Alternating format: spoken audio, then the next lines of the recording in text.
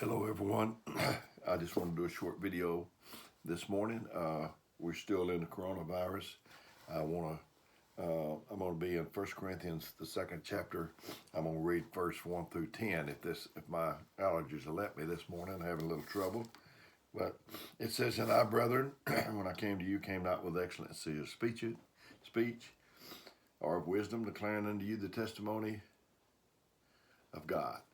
For I determined not to know anything among you save Jesus Christ and Him crucified." I don't have the excellency of speech, but I got the excellency of heart, I think, where my heart is with you, wanting to help you. Determined not to know anything among you save Jesus Christ and Him crucified. I've went visiting a lot down through the years, and I've what typically happens to me on Saturday morning, I'll get up and we don't have church maybe that night, and I'll be in here in this very room praying, "Lord, where do you want me to go?" And maybe he doesn't give me an answer. It's getting on up towards lunchtime. I live about 40 minutes from Gurley, and if I'm going out that way to church, then I've got probably that many more minutes to go to wherever I may be going to church. So I know I need to leave probably 2 or 3 o'clock so I can go hit Highway 72 and go on. And if I don't have an answer, I'll take me a church directory with me, and I'll sit it in the seat beside me in the car. I start out the door here at this house, and my wife said, "Where are you going?" And I say, "I don't know."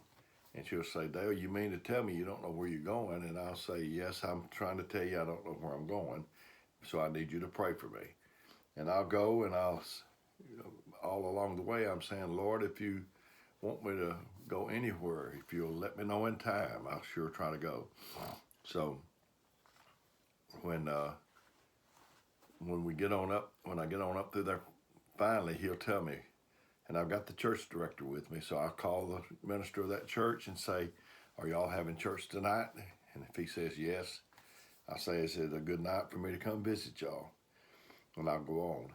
And invariably, not every time, but so many times, it's happened to me that I would go, and whenever they shake hands with me, somebody would say, "I knew you was coming." And I'd say, how did you know I was coming? Because I didn't even know myself. And they said, "Well, I was down praying." I said, "Well, when?"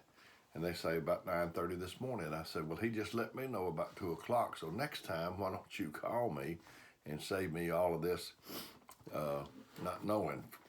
But when I call the minister, I don't ask him anything that's going on at that church. I don't want to know. I want God to help us. It's the same way if somebody calls from our church to talk to my wife. If there's any whiff of trouble in there, I don't want to know anything about it.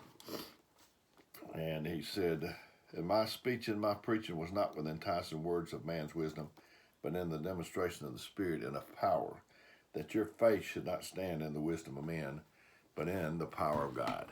Excuse me just a moment here.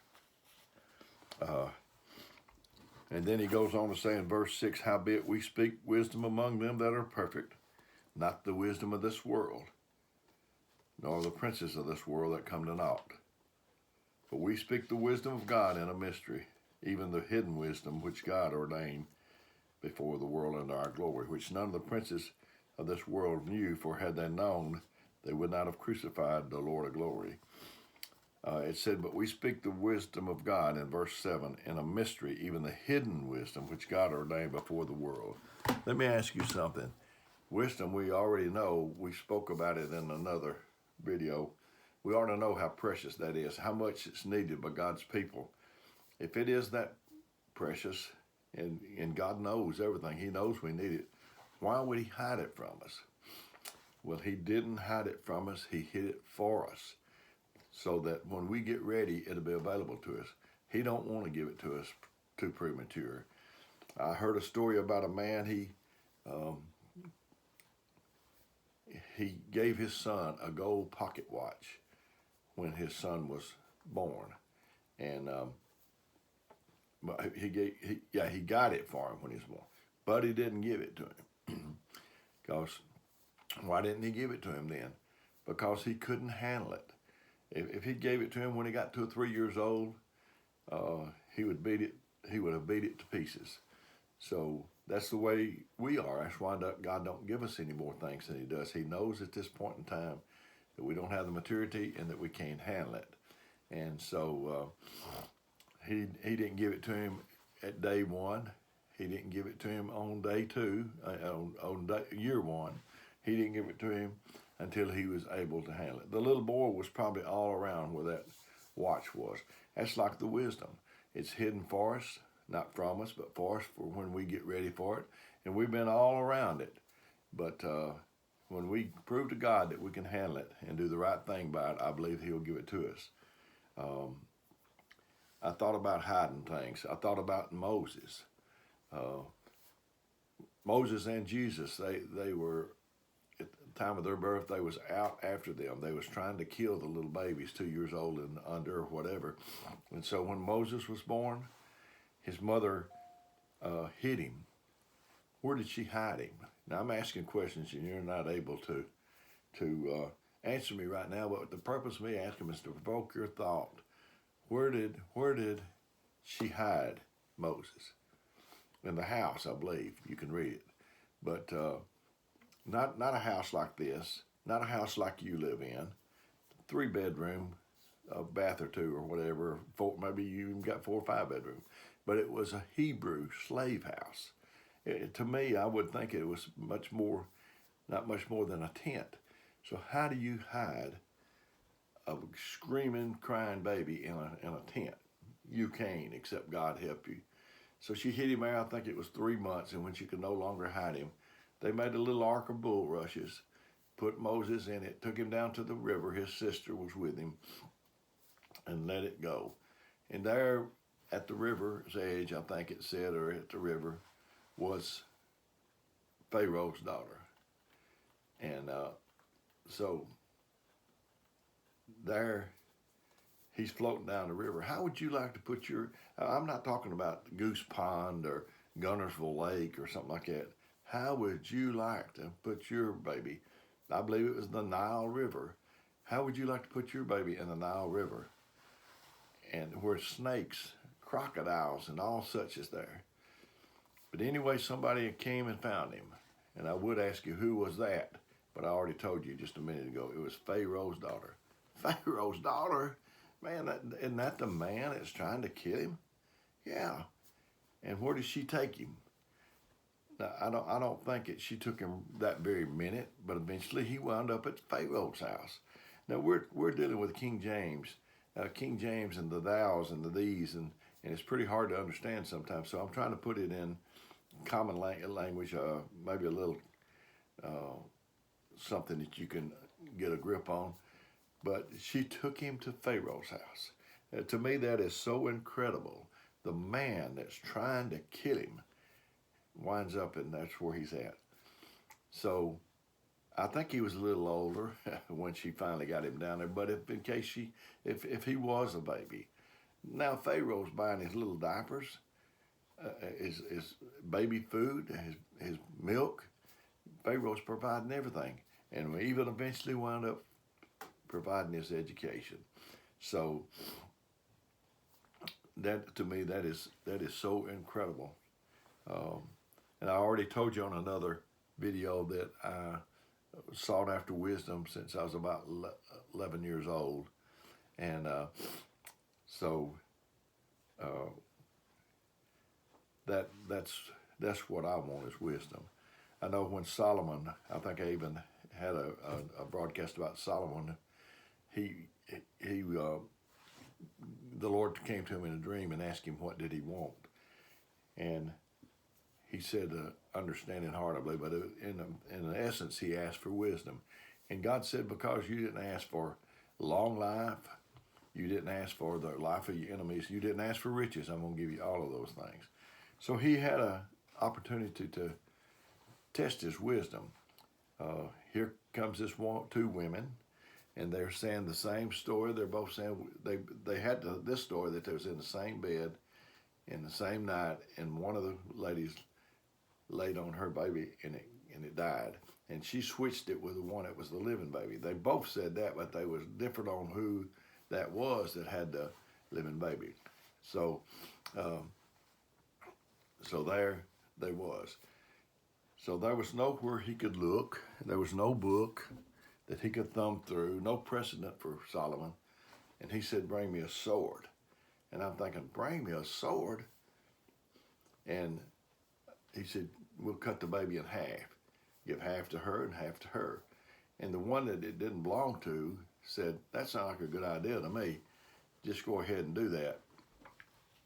And but the one that said that it did belong to said, don't harm the baby, just give it to her. That's how you know who the baby belongs to. It was very simple. I could have done it from there. And, the baby, to me is that's representing in my mind the church.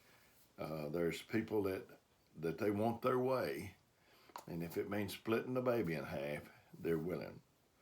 But a true elder wants what's best for the church. If I had a white mule and painted black stripes on it, would I have a zebra? No. If I had a black mule and painted white stripes on it, I still wouldn't have a zebra. You can tell me you're an elder, but what I judge is if you're looking out for what's good, best for the church. Wisdom comes from revelation. Knowledge comes from information. I want to read this verse here, and then it says, verse 9, it says, it's written, I have not seen neither nor ear heard, neither have entered into the heart of man the things which God hath prepared for them that love him. I struggle with that scripture, with that verse. I have not seen, neither ear heard, neither hath entered into the heart of man the things which God hath prepared for them that love him. And I believe that what he's talking about is wisdom does not come through the eye. It doesn't come through the ear. That's information. It comes through revelation.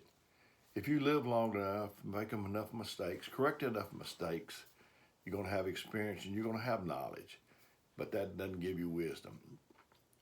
And then the last verse says, but God hath revealed them to us by his Spirit. By his Spirit. But God hath revealed them unto us by his Spirit, for the Spirit searcheth all things, yea, the deep things of God. There are some deeper things. The common things lay just right on the surface, but for the deeper things, you have to get God to help you go deeper. I mentioned the Guntersville Lake. An old friend of mine, Brother Hubert Sampson, he's been gone since 1986. He told me that he went by the Guntersville, that body of water there at Guntersville many times. He said he saw the yachts. They had names, the Nina, the Marie, whatever the name was. And he said that just looking at those every time didn't tell him what was at the bottom of that river. And there's deep things of God. This just said, for God hath revealed them unto us by his Spirit. For the Spirit searches all things, yea, the deep things. So that tells me there's deep things and there's things that's shallow. If you went to the ocean hunting a sunken treasure and you just jumped off the side of the ship and went down in there to the bottom, you wouldn't make it. After a while, your lungs would just bust. But if you had on equipment, those tanks and whatever else that you call it that they put on. So in this way, in God's way, you can't get to the deep things naturally. It's a spiritual man that can get them. You got to put on charity and the things it talks about. Add ye faith, virtue, knowledge, temperance, and on like that. You got to add those things to go deeper. You got to lay off grudges. You got to do anything. You got to do the things. You got to make deposits, the plus things like loving and helping. The minus things are like grudges and unforgiving. So you got to do the positive things. We need to go deep. But I'm going to warn you, ever like that Nintendo game that me and my grandson played. Every level has a new devil. You on the surface you don't encounter all that, but when you start going deep and investigating what God's got for us, you're going to see those things. And so that's the deep things of God. I'd like to investigate some of those deep things of God. Um, the hidden wisdom. I know my dad. He taught me two valuable lessons. He never did. He wasn't a churchgoer. He didn't live right, but he taught me two lessons. One of them was not to make fun of anybody, and then he didn't like bragging, so he passed that on to me. We were at a basketball game. We didn't go to church. I don't know how old I was, 9 or 10 or whatever. And there was a man out there. There was a basketball player. He had the biggest ears that I'd ever saw. And so I said, "Look at old Dumbo, one with the big ears. Looked like he could fly away." And I'm telling you, my dad didn't live right. He grabbed me by the collar. And I believe that if there hadn't been so many witnesses in there, that I would have been in trouble. No telling what would have happened to me. And he told me, "Don't you ever make fun of anybody again. They can't help it. And you're fortunate what you got, and they're unfortunate what they got, and don't make fun of anybody again." And I tried to follow that rule. I tried to always gravitate towards the underdog, the people that's without. And so then the other one he taught me was not to brag. My dad worked for the government, and they'd send a little form home. I guess they got some kind of something for the schools if your dad worked for the government. I'm not quite sure. But at any rate, they sent it home and it asked these questions. My mother helped me fill it out. I didn't know what my dad did. And I asked him, I said, "What do you do, Dad?" And he said, "Just tell him I'm a janitor," because he wasn't a bragging type. And my mother, I asked her, I said, "Is Dad a janitor?" And she said, "No. He was a property and supply clerk, I think." And then I got on up bigger. And about the 11th grade, I got pretty brave, and I asked him myself about it. I said, "Dad, are you still a property and supply clerk?" And he was a contracts administrator and had been for a few years. He just didn't brag. And I don't like bragging. I try not to do it myself because it's not good at all. And so I thank God for everything this morning. It's as well with me as it is, and I hope it is with you. If there's anything I can do for you, I'd be more than happy to if God would help me and show me what you need. Or if you want to tell me a scripture that you would like for me to use sometime, if I can get God to help me. If I can't, now there's no sense in it. But other day, a man asked me to speak on a certain scripture, and I told him if I could get God to help me with it, and I believe he did, and so I did for him. So I love you. I love you very, very much. May God bless you.